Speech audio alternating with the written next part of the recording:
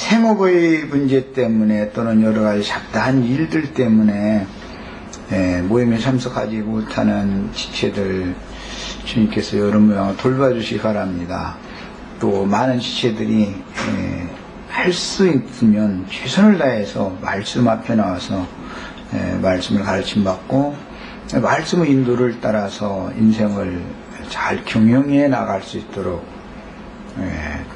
많은 시간들을 세상사에 빼앗기지 말고 말씀을 듣고 말씀을 추구하는 시간으로 더 많이 들여줄 수 있도록 모든 지체들의 모든 생각을 지켜주시고 생활을 주님이 돌보아 주시기를 주의 이름으로 기도합니다.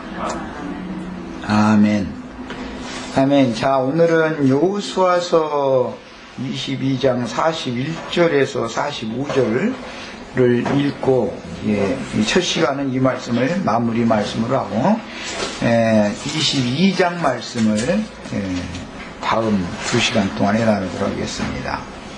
6월달 중으로 여호수아서를 마치고 이제 7월달부터는 창세기 말씀을 나누도록 하겠습니다. 성경은 여호수아서 22장 41절부터 45절까지 읽습니다. 레위 사람들이 이스라엘 자손의 기업 중에서 받은 성읍은 모두 48성읍이요 또 그 목초지들이라. 이 각 성읍의 주위에 목초지가 있었고 모든 성읍이 다 그러하였더라.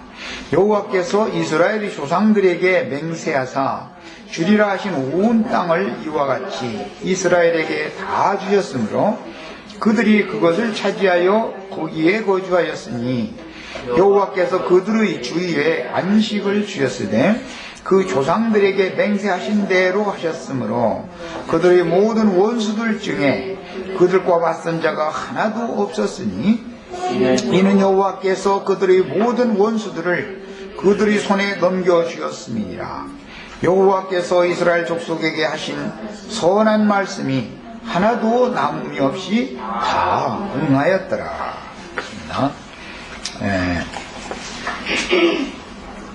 구약시대에는 레위 지파만이 하나님을 섬기는 권이 있었으므로 레위인들은 이스라엘 다른 지파들에게서 성읍들과 성벽 주위의 사방 2000규빗을 레위인들을 위한 목축지로 내주기 위해서 이스라엘 모든 백성들과 섞여 어우러져 살면서 삶의 본으로 하나님을 섬기게 하셨으며 24반차에 따른 순서에 따라 차례대로 성전에 들어가요 봉사했습니다. 모든 레위인들, 모든 제사장들이 함께 다 모인 경우는 역대하 5장에서 솔로몬 성전이 완공되어져 공헌할 때, 그때는 모든 레위인이 예루살렘에 다 모였습니다.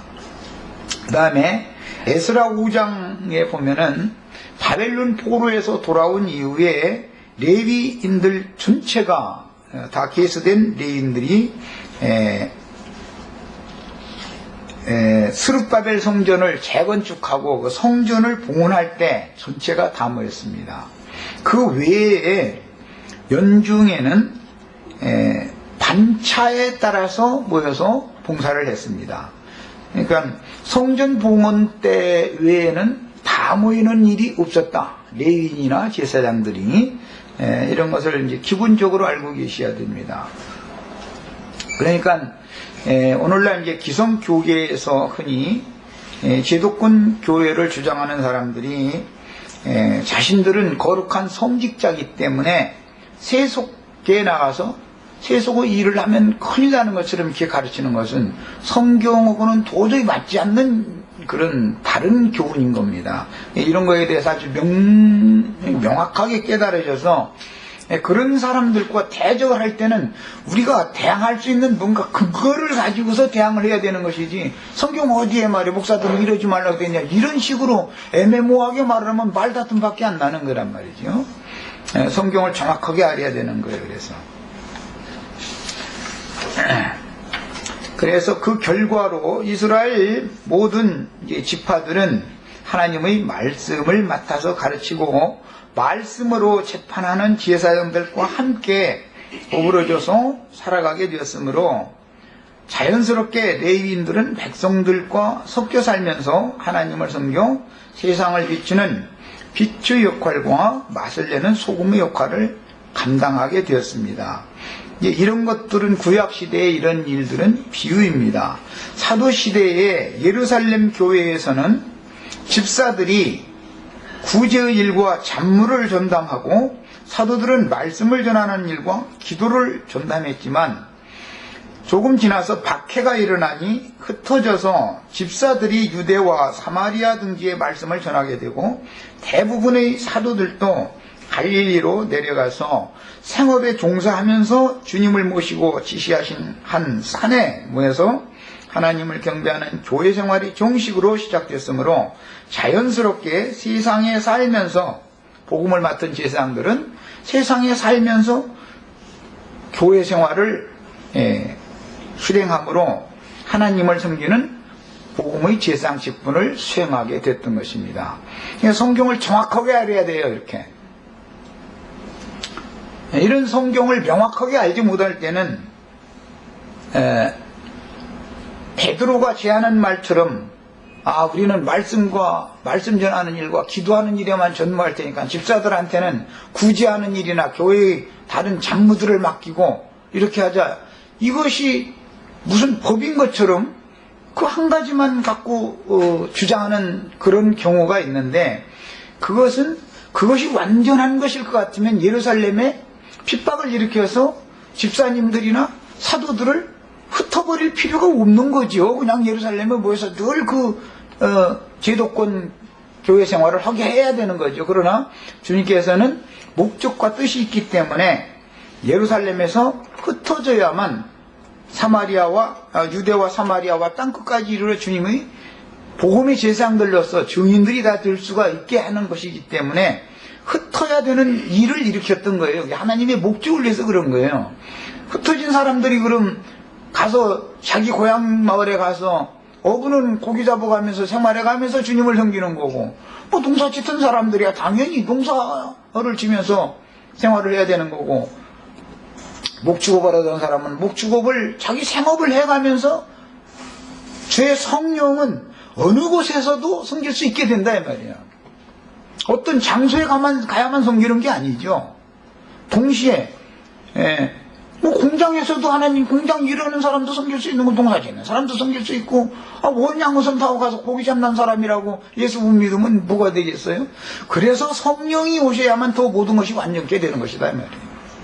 이런 것을 정확하게 아셔야 되겠어요. 그래서 제도권 교회를 주장하는 사람들의 그 말도 같지 않은 이론을 성경의 진리를 들어서 정확하게 그들의 그 관념을 뱀의 머리를 깨버려야 되는 거예요. 우리들이 이런 사명을 지금 잘 수행할 수 있기를 바랍니다.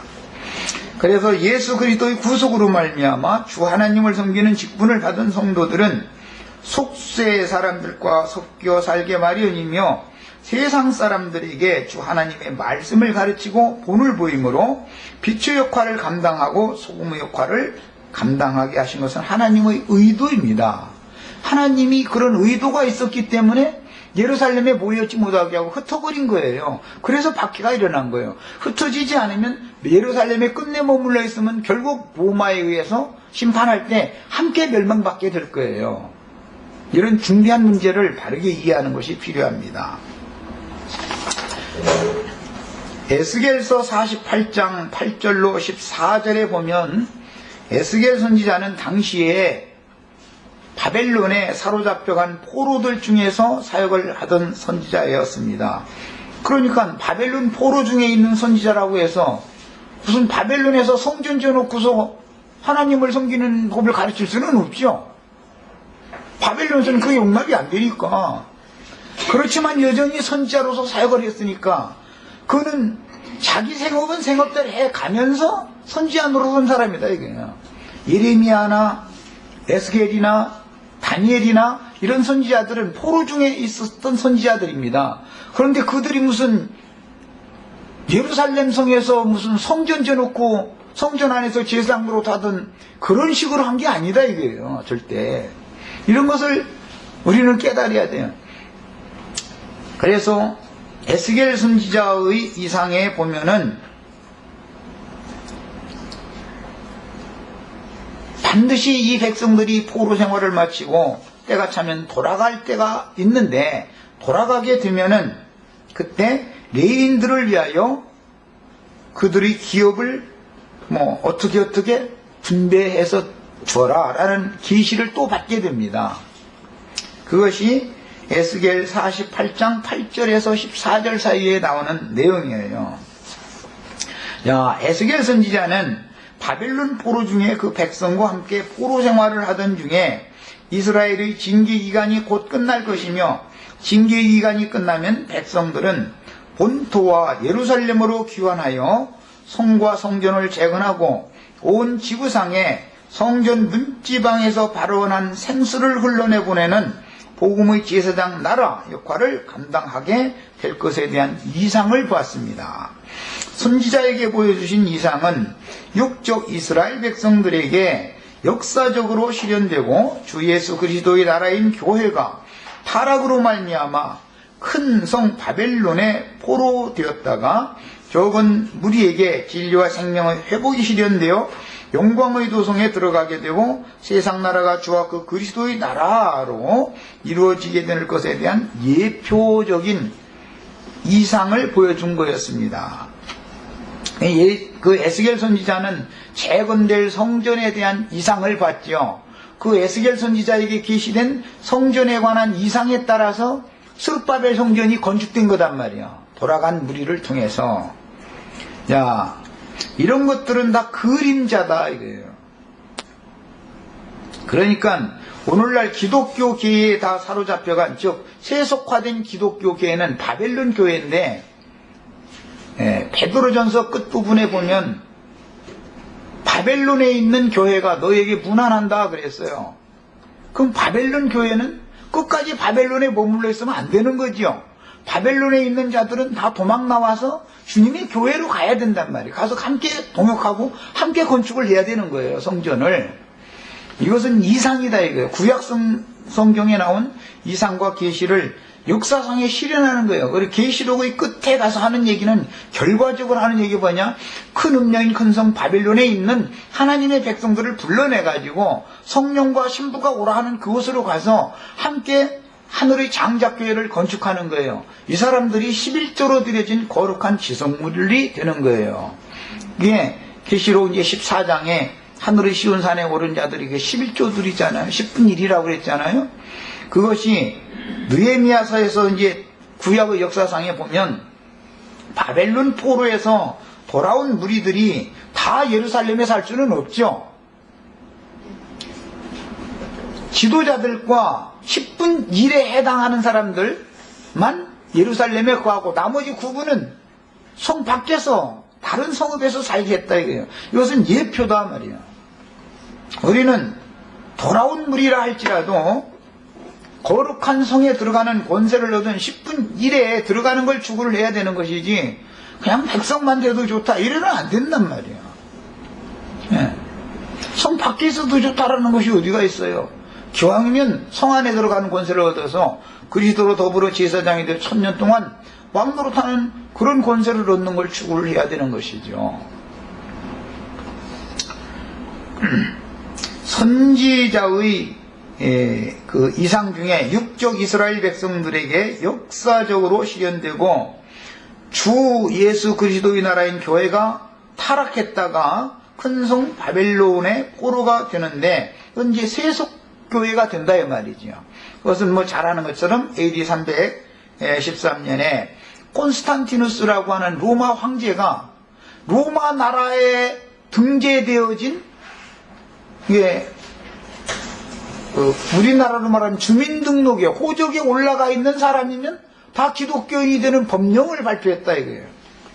그러다 보니까 예수 믿는 것이 뭔지도 모르고 거듭나는 것이 뭔지도 모르고 세상 백성인지 하나님의 백성인지 이런 거 구분하는 것도 모르고, 이런 사람들이 그냥 로마라는 나라에서 태어난 호적에 등재되었다라는 것을 가지고 기독교인이 되는 이상한 제도가 실행이 되었는데, 이것이 곧 교회가 바벨론에 사로잡힌 포로가 된 것이고, 하나님 편에서 보면은 주님의 교회를 세속에게, 세상 임금에게 던져버린 거다 이거예요. 그리고 하나님의 촛대가 떠나가 버린 거예요. 그 하나님의 촛대를, 이제 하나님의 괴를 빨리 모셔다가 예루살렘 성전에 갖다 안치하고 거기서 찬양하고 찬송하는 일을 빨리 이것을 이루어야 되는 것이지, 계속 하나님의 촛대는 이거저거 정처 없이 안식이 없이 떠돌아다니고 있는데, 자기들만 큰 성전 지어놓고 예배당 지어놓고 모여서 할렐루야 축복받아라 이러고 앉았으면 되냐 이 말이에요. 지금 이게 성경을 정확하게 알아야 되는 거예요. 그래서 신앙생활을 아무렇게나 해서 되는 게 아니다.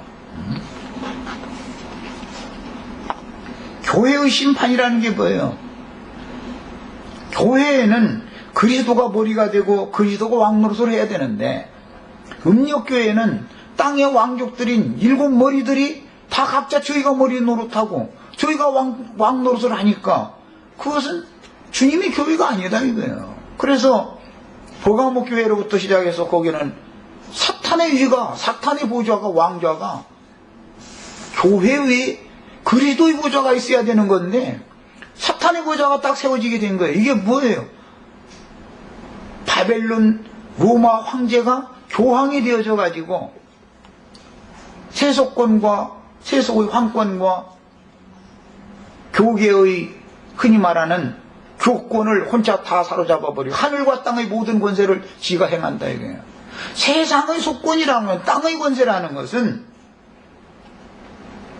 용에게 하나님이 줘버린 것이니까 그건 어차피 세상의 왕노릇 하는 자들이야. 사탄의 사자들이니까 그건 뭐 그래서 용상이라고 그러잖아. 그러면서 그 사람들 말로는 하늘이 그거 말이야. 그 자리는 아무나 뭐 똑똑하다고 되는 게 아니고 하늘이 그게 주는 자리다 이러잖아.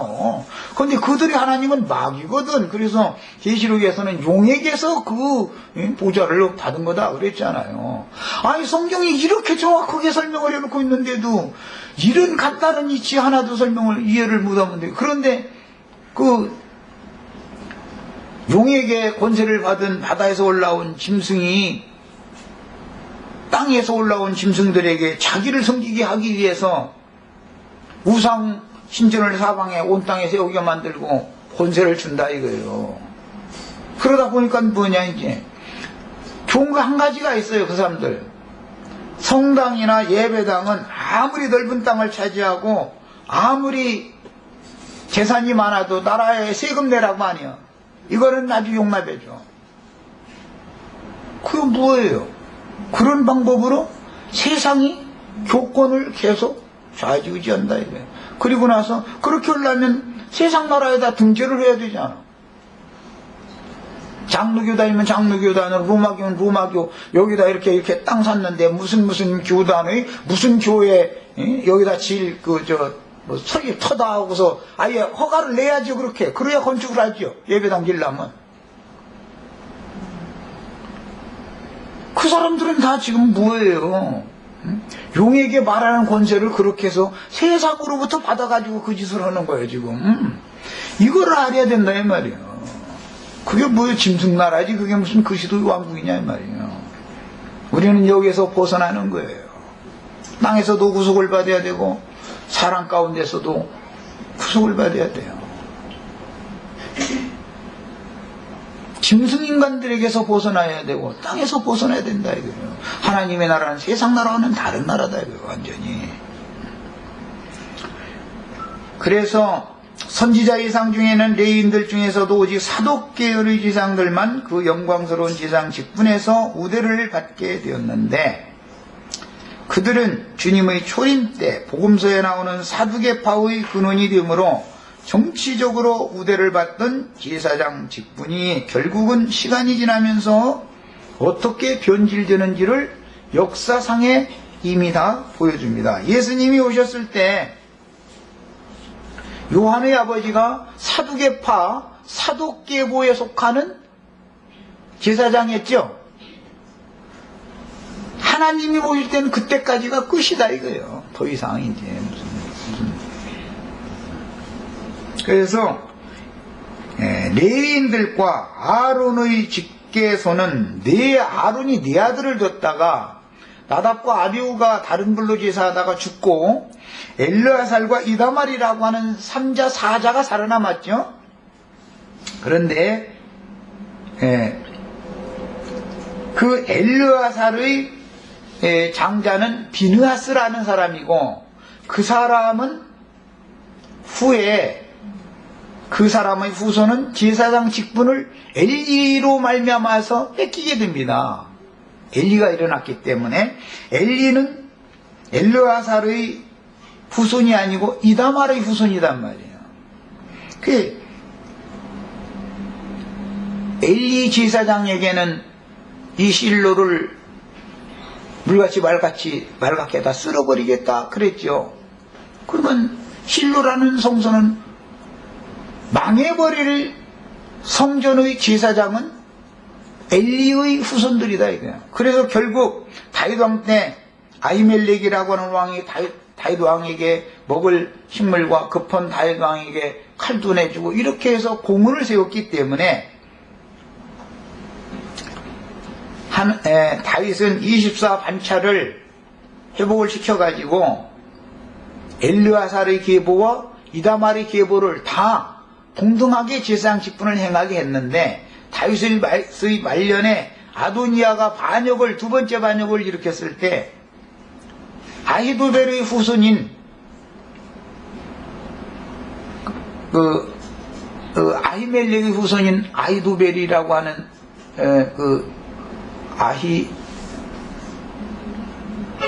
그 제사장 이름이 지금 생각이 안 나요. 열왕기상 1장에 나오는 그 제사장이 반역자의 편에 섰단 말이에요.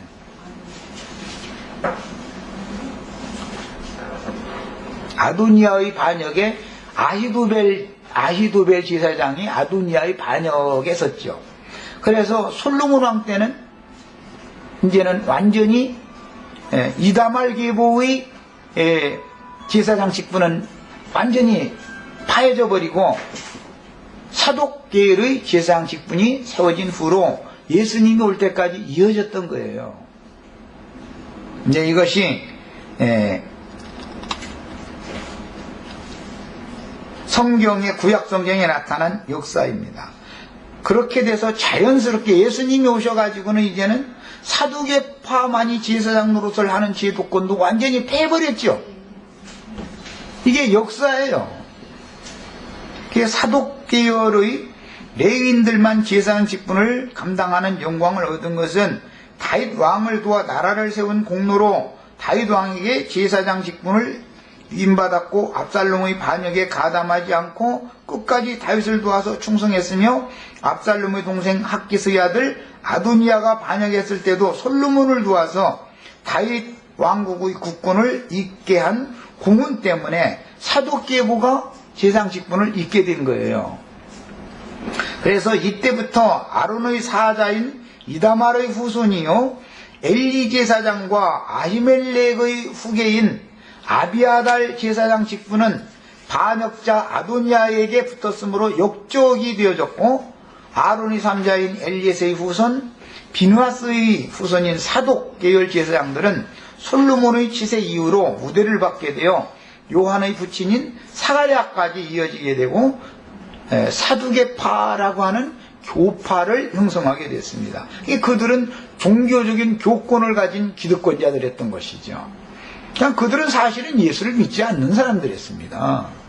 바리새인들만 예수를 믿지 않는 게 아니에요.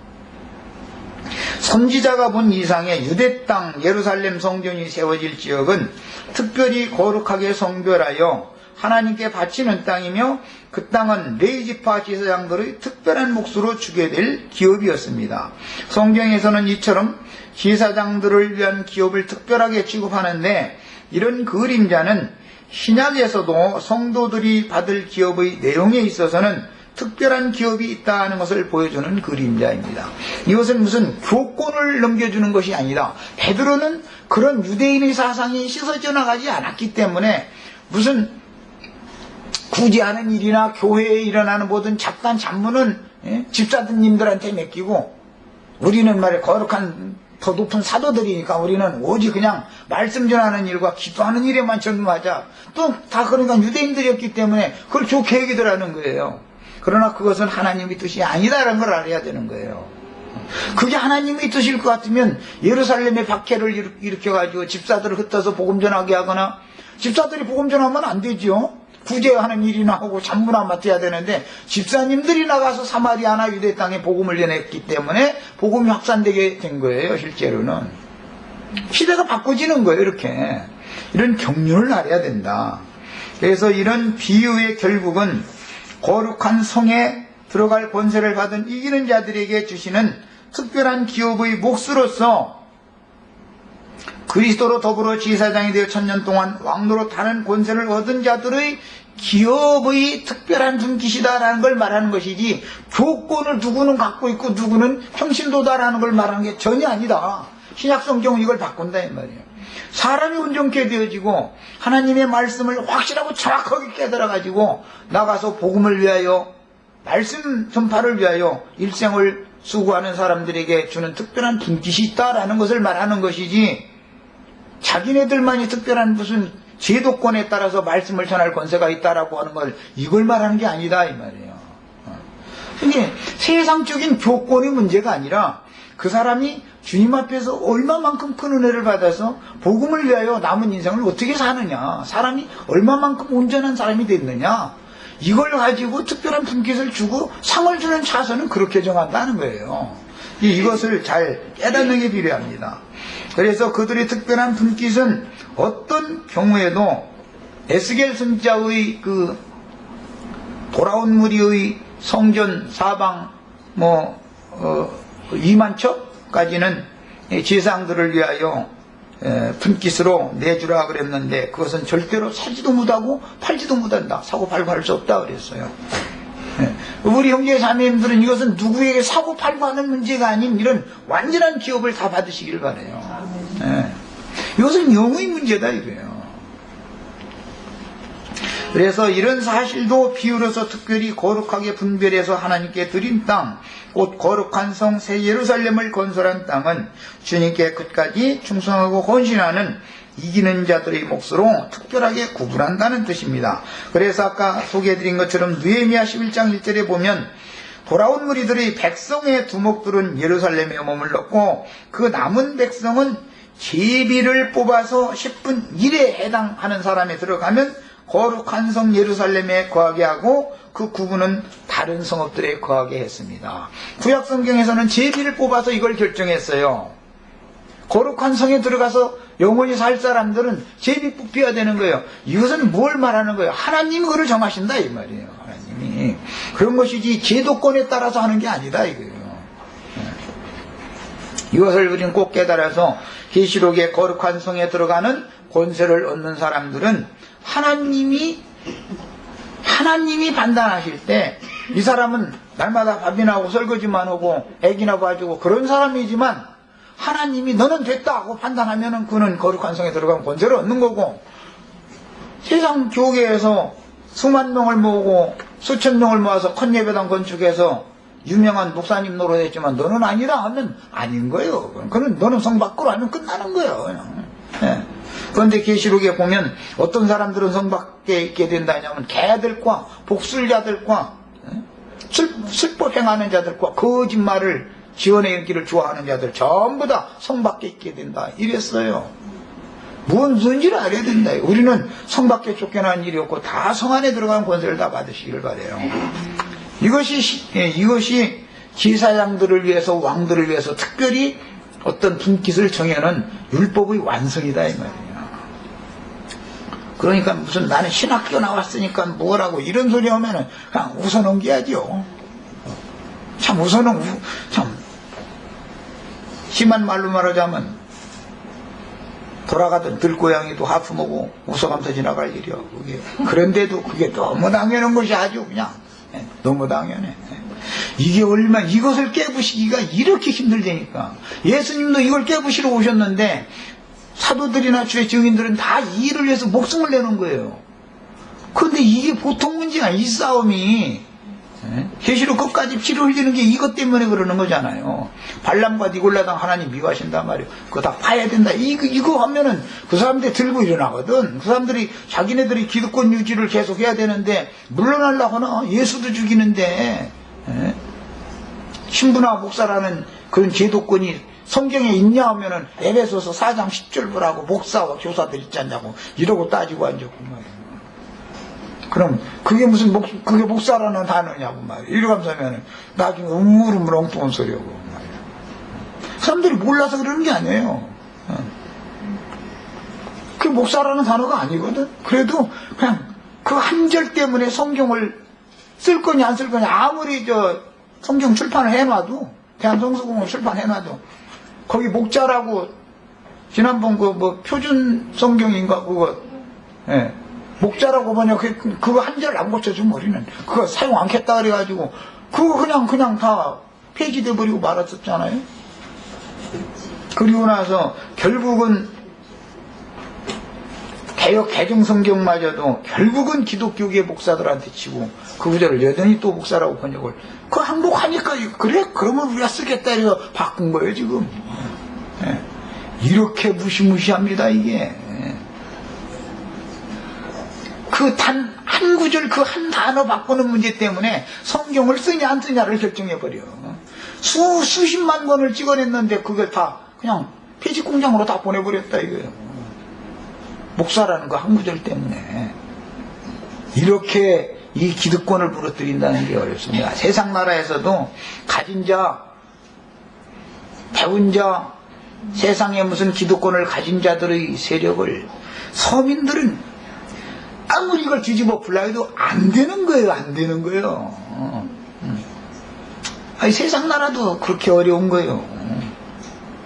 그리고 다 같이 말이에요. 공평하게 하나님이 모든 인간에게 태어날 때부터 부여하신 인간의 존엄성을 같이 누리는 평등한 나라를 만들자 이러고 나오면은 저건 빨갱이 딱 이래버리거든. 즉시로. 이럴 때는 이게 안 되는 거예요. 그리고 그런 소리를 말이요. 하나님 한 분만 영광을 받으시오. 너희는 다 형제다. 이 얘기 딱 한마디 하면은 이거는 그냥 막 저런 걸 지키지 않으면 자기네들이 권리를 누리지를 못하는데 어떻게 할 거예요. 이게 어마어마한 싸움인 겁니다.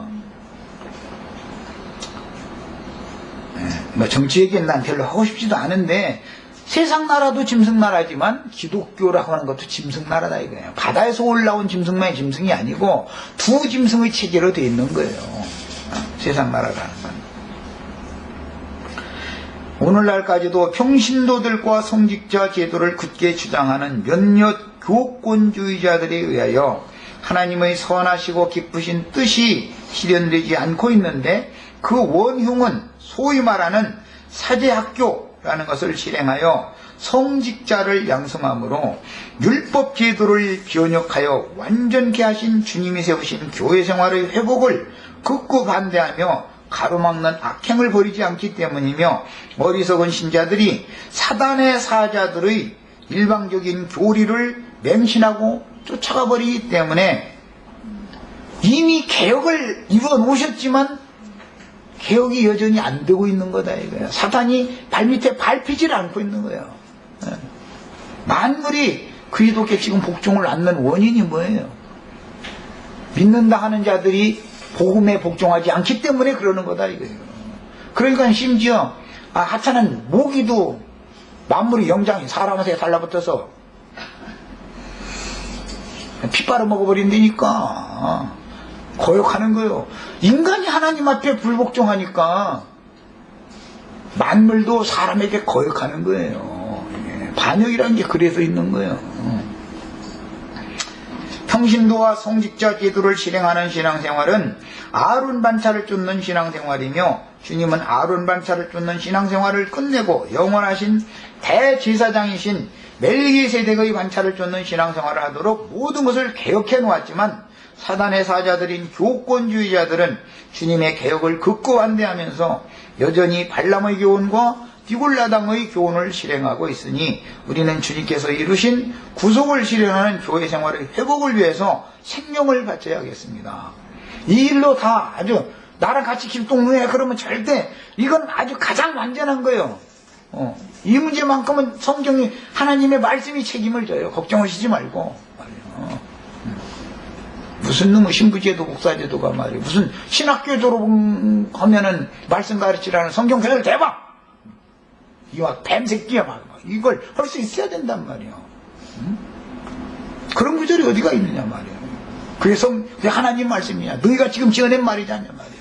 그런데 모든 사람들은 아무리 이것을 외쳐도 그래도 신부님이 있어야 되고 그래도 목사님이 있어야지 목사님이 없으면 어떻게 신앙생활을 하느냐고. 아니 나의 주님이 계시고 내가 있으면 주님의 피로 구속받은 성도들이 있으면 함께 교회 생활을 할 수 있는 거지 신앙생활을 할 수 있는 거지 왜 목사님이 있어야 해? 주님이 계셔야 하는 거지. 바꿔줘야 된단 말이에요 사람은 이게. 그래야 주님의 나라가 되는 거예요. 그래야 이 일을 위해서는 아주 그냥 목숨 내놔버려야 돼요. 그 생명 바치면 거기에 대한 대가를 주님이 상으로 주실 거예요.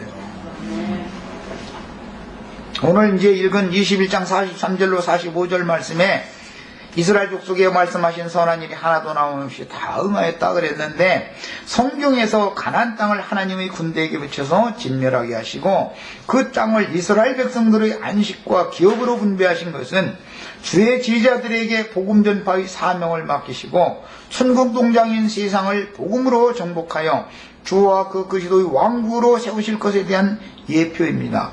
물론 개인적으로 복음을 적용하자면 자신의 마음 땅이 주의 영으로 말미암아 온전함을 이루어 성령의 소욕과 육신의 소욕 사이의 전쟁이 끝난 후에 안식의 땅이 되어 심령에 그리스도의 은혜가 내주하며 마음과 생각을 생명으로 다스려 주시는 주와 그 그리스도의 왕국이 각 개인 속에서 이미 실현이 돼야만 교회도 이게 주님의 왕국이 될 수가 있는 거다. 이런 그리스도의 은혜가 심령에 있는 사람들이 모여야 주님의 은혜가 왕노릇 할 수가 있는, 죄가 왕노릇 하는 세상 쪽에서 나와서 은혜가 왕노릇 하는 교회 생활이 실현되는 거다 이거예요. 이게 주님의 뜻이 이루어지는 거예요.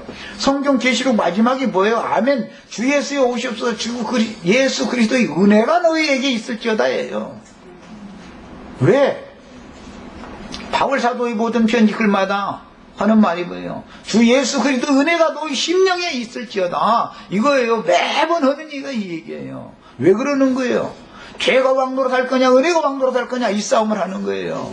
사실은 세상 무슨 오바마 대통령이 왕노릇 하냐 이명박 대통령이 왕노릇 하냐 그 문제는 사실은 바깥 일이에요. 중요한 것은 내 육체 속에 거하고 있는 죄가 나의 혼을 다스려서 왕노릇 할 거냐 내 영 안에 계신 그리스도의 은혜가 왕노릇 할 거냐를 가지고 지금 어떤 나라에 들어가는 결정을 지금 내리는 거다 이 말이에요.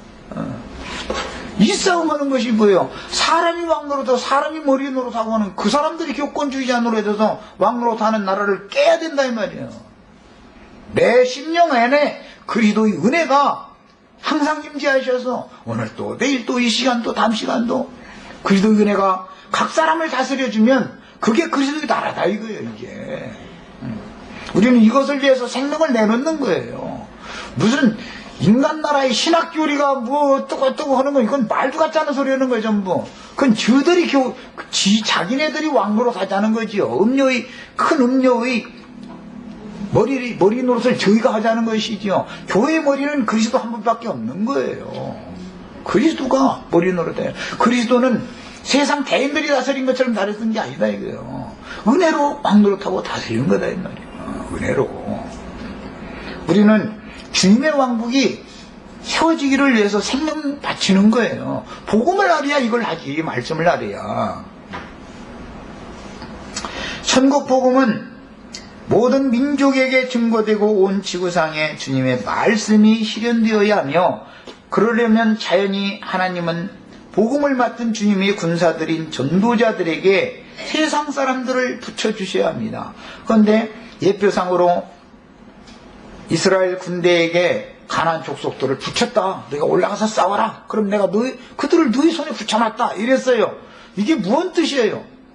복음을 맡은 종들에게 세상 사람들을 맡겨놨다 이거예요. 붙였다 이거예요. 너희 가서 복음 전해라 이거예요. 그러면 그 중에 들을 자가 듣고 하나님의 나라의 백성으로 자복하고 회개가면서 돌아와서 주님의 은혜에 붙어있게 될 거다. 그러면 내가 그 사람들을 또 다스려야 내 나라가 되지 않냐. 이 얘기를 한 거예요. 이게 여호수아서의 이제 앞으로 이제 2장으로 넘어가면 동편에 있는 두 지파 반에게 유언을 남기고 23장과 24장은 서편의 그 9지파 반에게 유언을 남기는 이야기예요. 그리고 12지파에게 유언 남기는 이야기가 이제 오늘 오후부터 나누게 되는 22장, 23장, 24장 이야기예요. 이것이 주님의 마지막 부탁이다 이 말이에요. 이런 성경의 기본 원리도 몰라가면서 사람들 불러 모아서 따따붙다고 지가 왕으로 달라고 그러고 이렇게 해가지고는 하나님의 뜻이 절대 안 이루어지는 거다. 복음을 맡은 주의 군사들이 세상에 나가서 복음을 전파하는 것은 영적 전쟁이기 때문에 세상의 영에게 사로잡히고 세상과 세상에 있는 것들을 인하여 종로로 다는 사람들 속에서 역사하는 불순종의 영들을 대적하는 전쟁의 승패는 전적으로 진리의 말씀으로 싸워주시는 주님의 역사하심과 관계가 있습니다. 그러므로 지자들을 보낼 때 너희는 누구를 만났을 때 두려워하지 말아라. 내가 필요한 때 필요한 장소에서 필요한 말씀을 다 생각나게 해서 증거하게 해주겠다. 너희가 박해받을 때 그때가 오히려 말씀을 증거할 수 있는 기회다 이랬어요.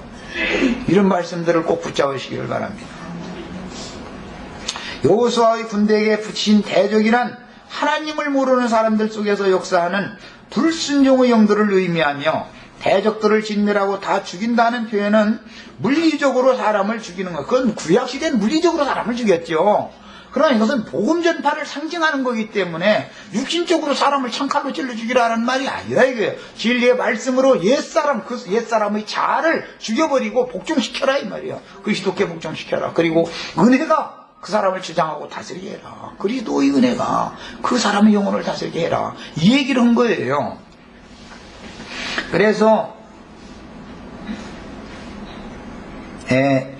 가나안의 대적들을 진멸하고 다 죽인다는 표현은 물리적으로 사람을 죽이는 것을 말하는 게 아니고 각 사람의 육신에 거하는 죄성을 성령과 연합된 영으로 대적하고 죽이는 것을 의미하는 것입니다. 그건 기본적으로 나부터도 이걸 적용해야죠. 남에게만 적용할 게 아니고 옛사람, 첫사람을 죽이는 것은 말씀을 듣고 자신이 어떠한 사람이었는지를 깨달아 회개하여 돌이키게 하는 것을 의미하며 믿음으로 하나님의 아들 예수 그리스도를 영접하게 하는 것이므로 결국은 공중권세 잡은 악의 영들을 대적하고 싸우되 각 사람 속에서 더러운 귀신들을 쫓아내주는 것을 의미합니다. 귀신들이 쫓겨나가면 하나님의 나라가 임하는 거죠. 이런 거예요. 이게 복음 전파. 가나안 땅 전쟁은 이걸 말하는 거예요. 영에 있는 사람이라도 그 사람의 거처인 땅이 필요하기 때문에 생명의 거처인 땅을 차지하는 문제는 곧 각자의 마음 땅을 하늘로서 새롭게 부여받은 생명의 처소인 새 영과 새 마음으로 회복하는 것을 상징하는 것입니다.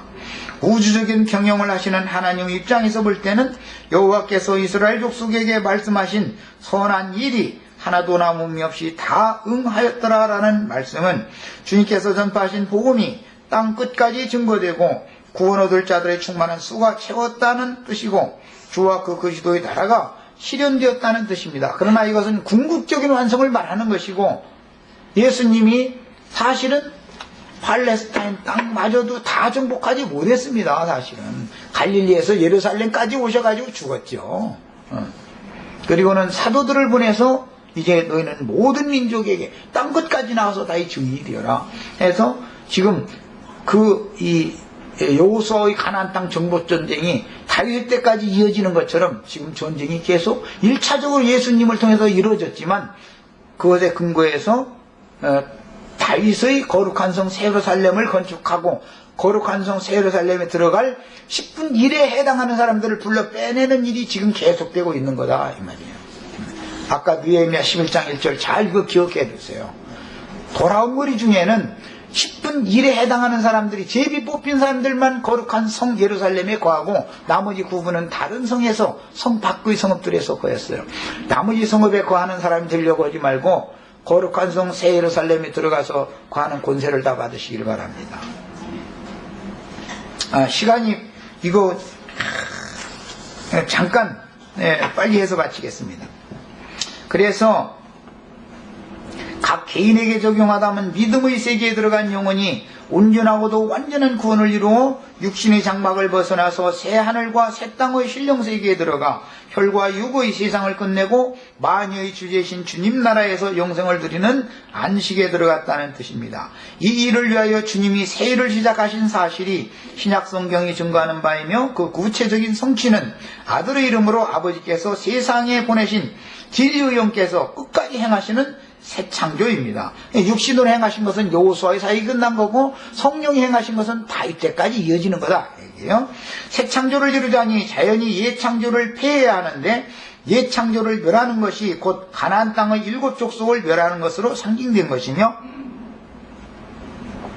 구약 시대에 이스라엘의 역사로 실현된 것은 물리적인 전쟁을 통해서 이루어졌지만 신약의 성취는 영적 전쟁인 복음 전파를 통해서 실현하는 것입니다.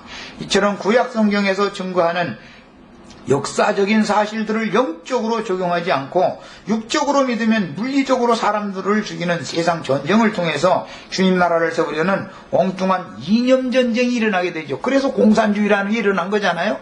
공산주의는 사실 성경을 가지고 한 겁니다. 그런데 육적으로 해석하다 보니까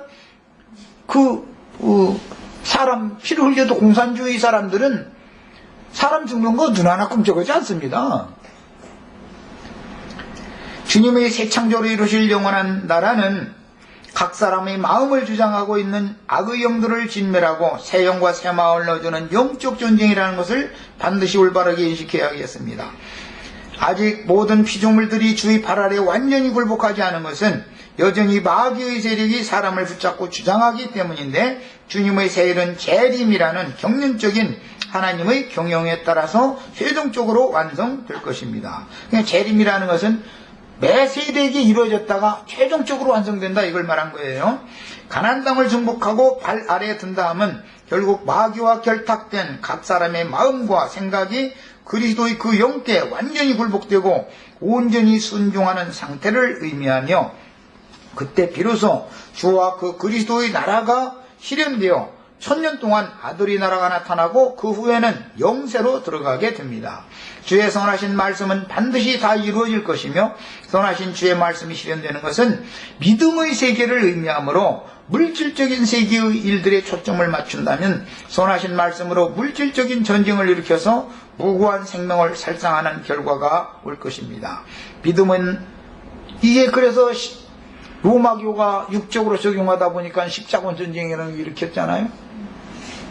그게 뭐예요? 세상 바다에 하나님이 불대접 쏟아부은 심판이었던 거예요.